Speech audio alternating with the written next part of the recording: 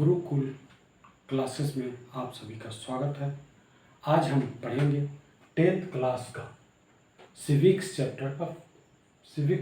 का first chapter, सत्ता की साझेदारी यानी पावर शेयरिंग, यानी पावर का किस तरह से डिस्ट्रीब्यूशन किया जाता है। इस संबंध में हम दो देश का केस स्टडी करेंगे कि अगर पावर शेयरिंग किया गया तो उसका स्थिति क्या हुआ और पावर का शेयरिंग नहीं किया गया तो उस देश का स्थिति क्या हो। इस संबंध में हम दो देश, एक है बेल्जियम और दूसरा है श्रीलंका, उसके बारे में जानने का प्रयास करेंगे। संक्षेप में बता देते हैं कि पावर शेयरिंग यानी पावर जो शक्ति होता है उसका डिस्ट्रीब्यूशन अगर किया जाए तो क्या परिणाम होगा, अगर नहीं किया जाए विभिन्न समुदायों विभिन्न संस्थाओं के बीच तो उसका क्या परिणाम होगा, उसी पर ये चैप्टर आधारित है। इसमें हम दो देश का केस स्टडी कर रहे हैं। पहला है बेल्जियम। बेल्जियम जैसा कि आपको पता है एक यूरोप देश का एक छोटा सा देश है बेल्जियम, जिसकी आबादी 1 करोड़ है। ये आपके हरियाणा से भी छोटा है। ये हो गया बेल्जियम। बेल्जियम में ऊपर वाला एरिया फ्लेमिश एरिया है और नीचे वाला वोलोनिया एरिया है। तो फ्लेमिश रीजन में डच की बोलता है, डच काफ़ी पिछड़े हुए हैं, और वोलोनिया में रीजन में फ्रेंच की बोलता है, फ्रेंच समृद्ध है।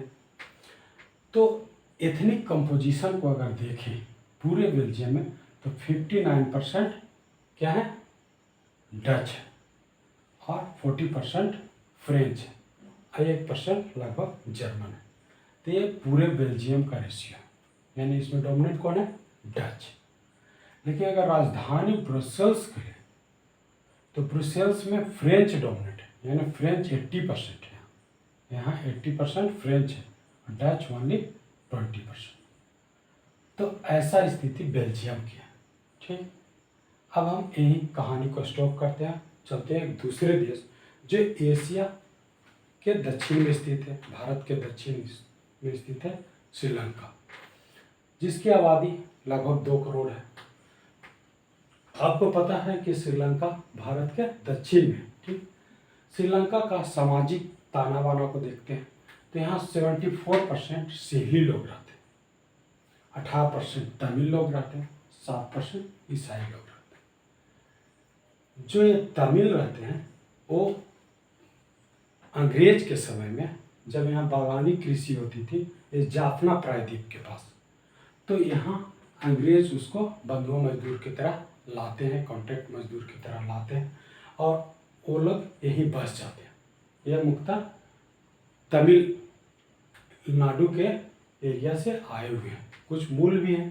तो ये तमिल भाषा बोलते हैं। कौन भाषा, तमिल भाषा। अब मुख्यतः जो वहाँ है 74% वो सिंहली भाषा बोलने वाले, सिंहली है, जो सिंहली लैंग्वेज भी बोलते हैं। ये बौद्ध धर्म को मानते हैं। तमिल कुछ हिंदू हैं, कुछ मुस्लिम हैं, ईसाई 7% है। ये है आपका श्रीलंका का एथनिक कंपोजिशन।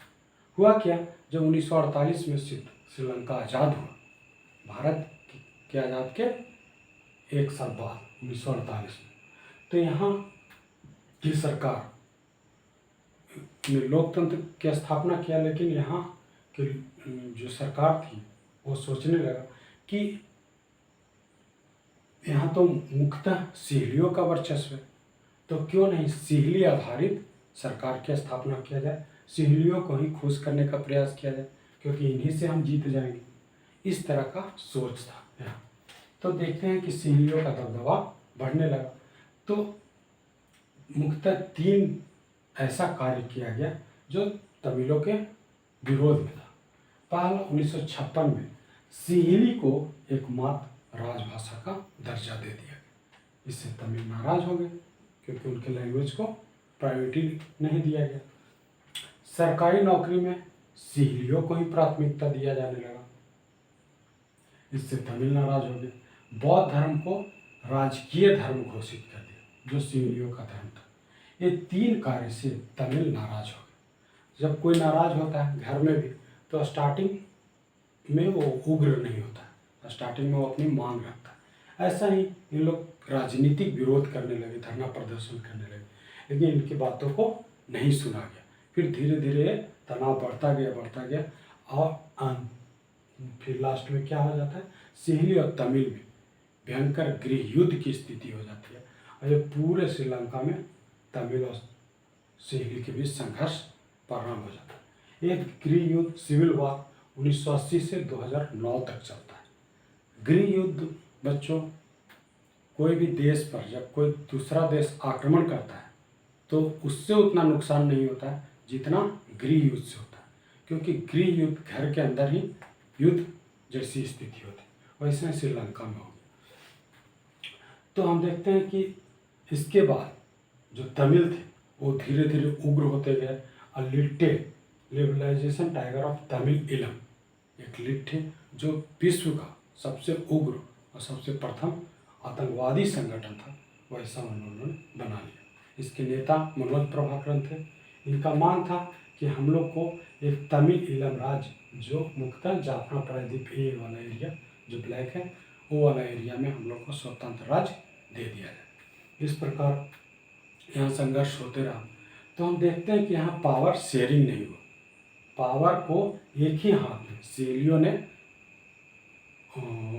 यूज करना प्रारंभ किया, तमिलों को उसमें हिस्सेदारी नहीं दी।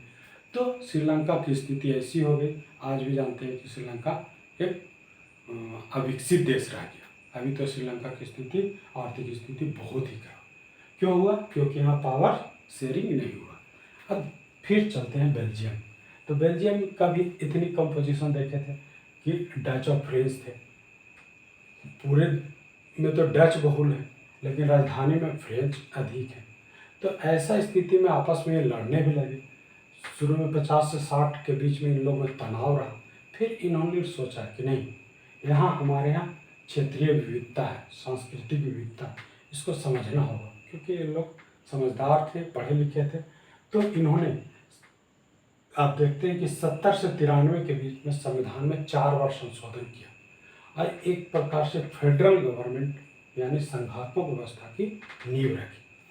इस प्रकार केंद्र में डच और फ्रेंच मंत्रियों की संख्या समान कर दी गई। दोनों के सहमति से ही कानून बनेगा। ऐसा नहीं कि डच या फ्रेंच की मनमानापन चले।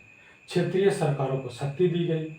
ब्रुसेल्स, जो राजधानी ब्रुसेल्स था, उसमें अलग सरकार बनी। इसमें दोनों को समान प्रतिनिधित्व दिया, यानी डच को भी फ्रेंच को, जबकि यहाँ फ्रेंच बहुलता थी, फिर भी दोनों को समान प्रतिनिधित्व दिया। तो इस प्रकार संघात्मक व्यवस्था होगा। जैसे भारत में केंद्र, राज्य और स्थानीय सरकार है, उसी तरह ये यहाँ भी केंद्र स्तर पर, राज्य स्तर पर, सामुदायिक स्तर पर, 3 स्तर पर सरकार का स्थापना किया गया और सब में पावर को बांटा गया ताकि सबका स्वतंत्र विकास हो सके। तो इस देश में हम देखते हैं कि बेल्जियम में पावर का बंटवारा हुआ। तो बेल्जियम आज विकास के रास्ते पर अग्रसर है। आज भी एक विकसित देश है, लेकिन श्रीलंका में पावर शेयरिंग नहीं हुआ तो श्रीलंका विकास के रास्ते से भटक गया। अब आप खुद सोचिए, ये आपको बेल्जियम और श्रीलंका पढ़ाने का क्या उद्देश्य होगा? सरकार को क्यों पढ़ाया जा रहा है बेल्जियम और श्रीलंका?